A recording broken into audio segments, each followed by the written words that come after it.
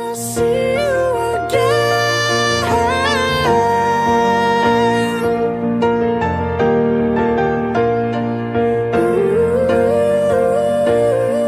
when I see you again. I think we have P9. Very good race, Jules. Finally, 11 points.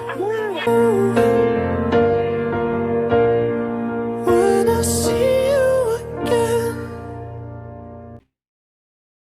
After 18 rounds of the Formula 1 Championship, it comes down to one final race at the Yas Marina Circuit in Abu Dhabi. Welcome to the final part of the Jules Bianchi Tribute Career Mode. If Hamilton beats Bianchi today, Hamilton wins the championship. However, Bianchi wins the title if he wins the race and Hamilton fails to finish 5th or higher, or if Bianchi finishes 2nd and Hamilton fails to finish 8th or higher. If Bianchi finishes lower than 2nd, then Hamilton wins the championship. Let's see what happens in the final race.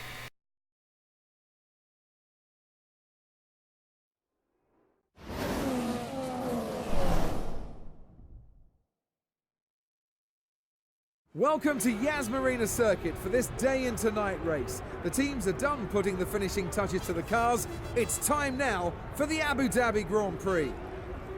Let's take a look at the grid positions for today's race. So we are starting once again in 20th position for the final race of the season. This is what the top 10 looks like. The two Force Indias making it into the top 10. I think that's the first time that's happened this season. And Hamilton has put himself in prime position to win this championship by qualifying on pole. Alright, let's have a look at what the strategy is for today's race. It's crucial that we get this right if we've got any chance of getting up to the front. So after much deliberation, I decided to start on the option tyres and then go primes to the end of the race.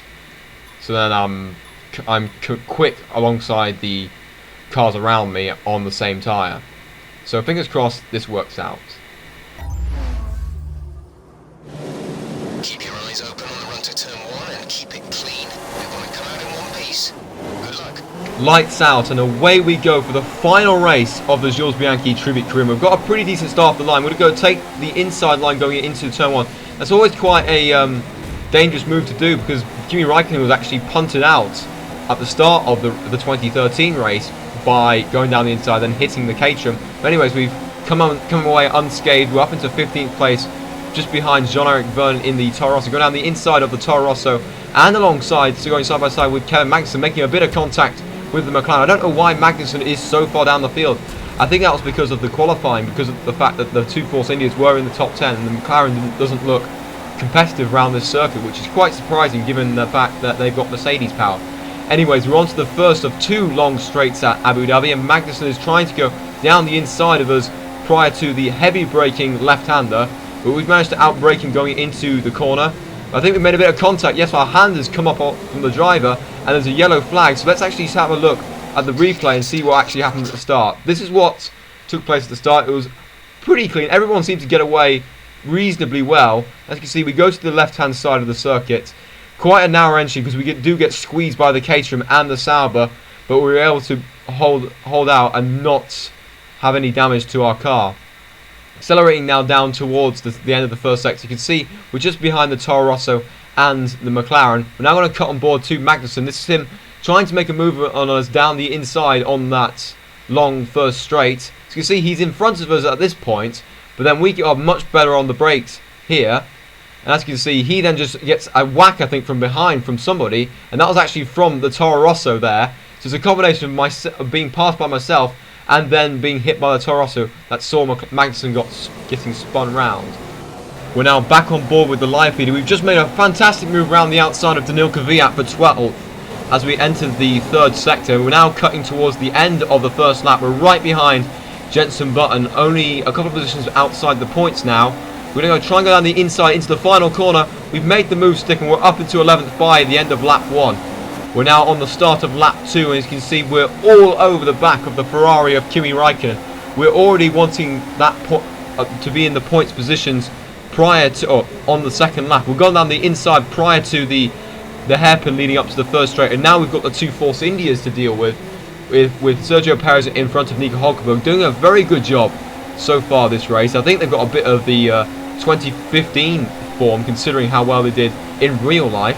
As you can see, Raikkonen's trying to come back at us though, with using the slipstream of our car, going down the inside, very similar to move to what Magnussen did, but we were once again better on the brakes, and the two Force Indias are having their own ding-dong battle, which has allowed us to catch up to them, and we could possibly make a move on the second straight. As you can see, we were in the slipstream of Perez. Looks like Hulkenberg has made a move round Perez here. We're going to try and stay in the slipstream. Perez is trying to go for a move down the inside of Hulkenberg to try and get the place back. We're going to go down the inside of both of them and take 8th place by passing both Force Indias at the same time. And this is on board with Raikkonen trying to repass us here. Once again, he was in front of us prior to the braking zone, but then we're able to get back past him there. And now we're going to cut to on board one of the Force Indias. I think this is on board with Perez, because he was behind on the second straight. As you can see, you're going to see us come down the inside there. And has Perez actually made that move stick? I think he has. He's managed to gain that place back.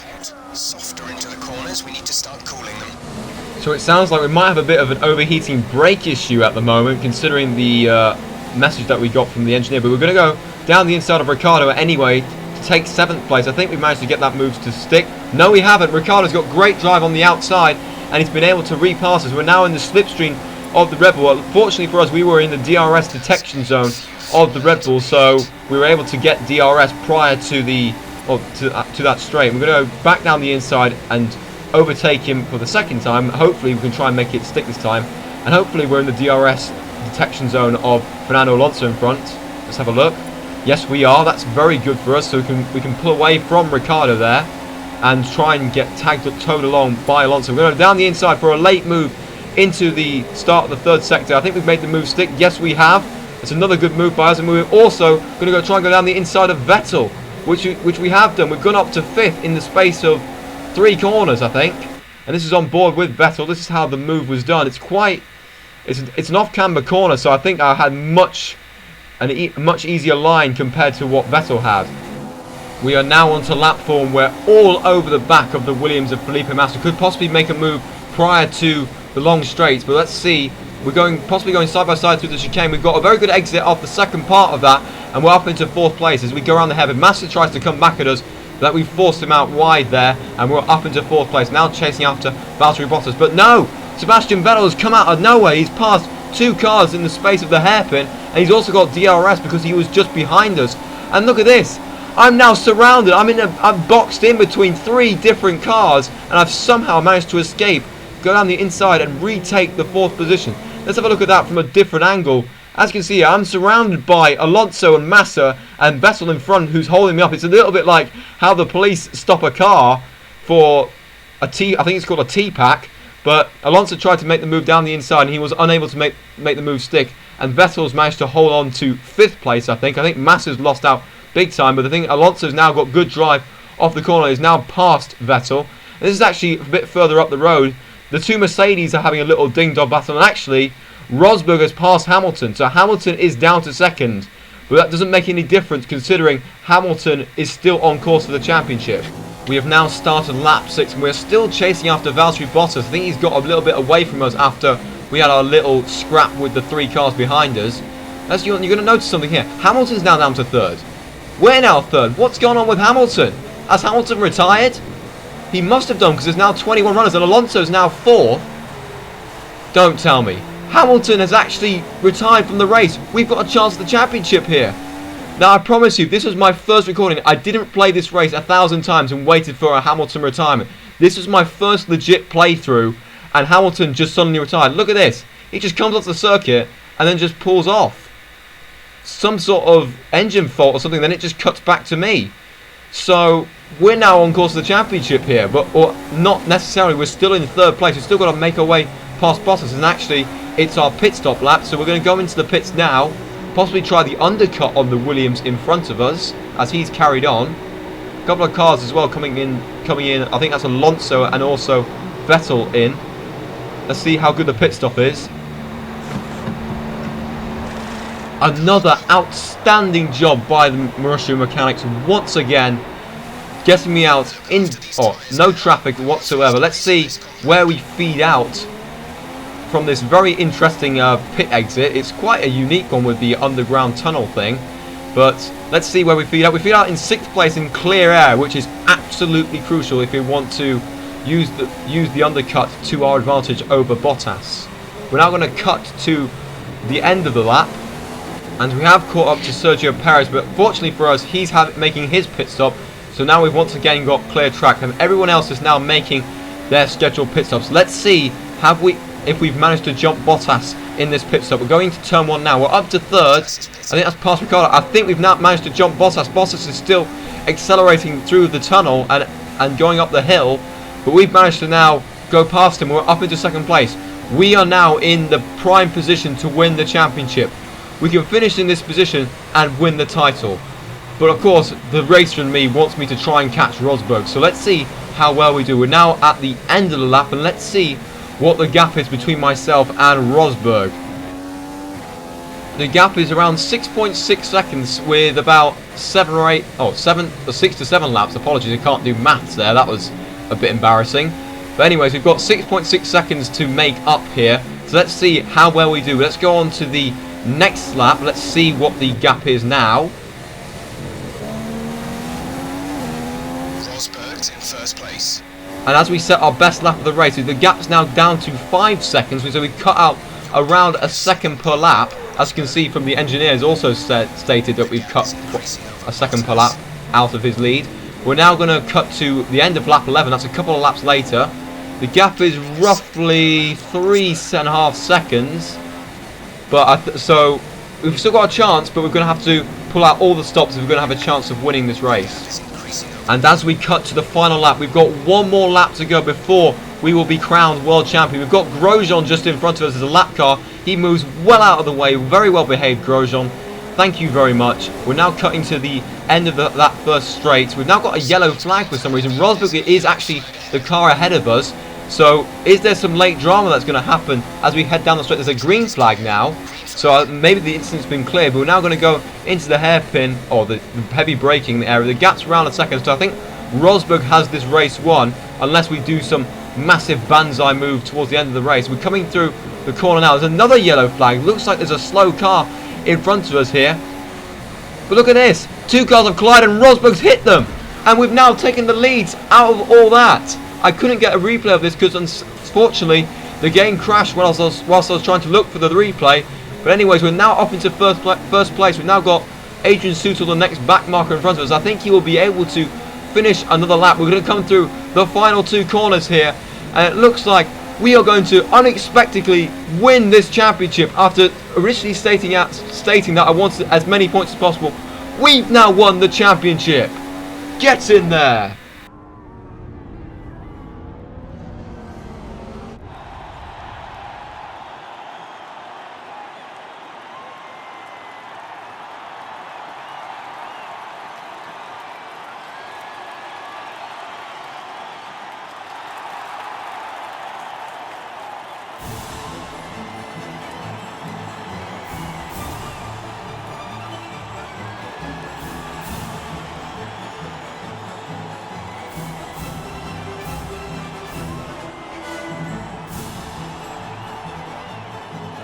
Jules Bianchi will go away from this circuit with a beaming smile on his face after taking the race win and 25 points.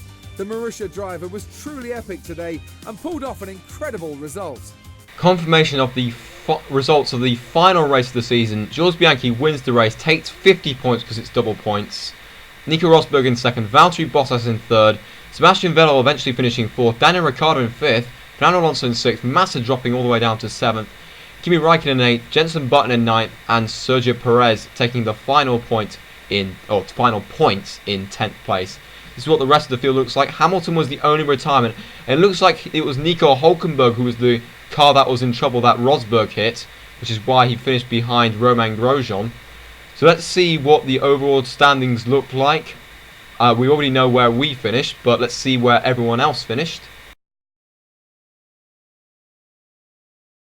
And there you have it. Jules Bianchi won the Drivers' Championship by 20 points due to Hamilton's retirement.